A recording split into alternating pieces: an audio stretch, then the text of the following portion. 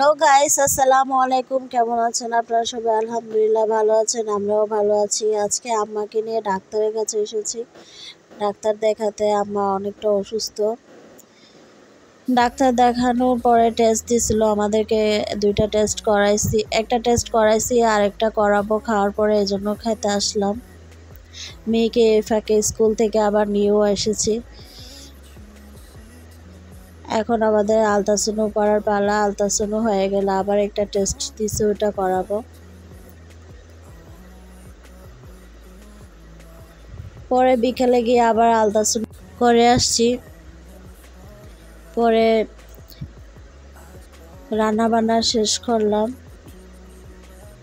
ঘর বাড়িও গুছিয়ে ফেলেছি। আজকে আর বেশি কিছু রান্না বান্না করিনি, যতটুকু পেরেছি রান্না করেছি। ভাত, তারপর কলিজা ভুনা, মাছ আপনাদের পরে দেখিয়ে দেব, শাক দিয়ে তেলাপিয়া মাছ, এগুলাই রান্না করলাম আজকে আমি। বাইরে অনেক রোদ, রোদের জন্য গরমে বাহিরে যাওয়া যায় না, এই অবস্থা। বিকেলে দাও একটু বৃষ্টি হয়েছিল, পরে একটু ঠান্ডা লাগছে।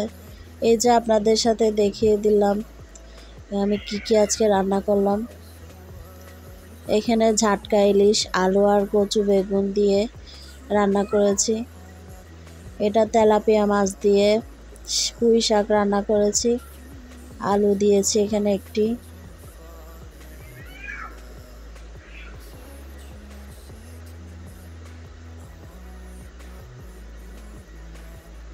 এটা হচ্ছে কলিজা ভুনা, কলিজা ভুনা করেছি।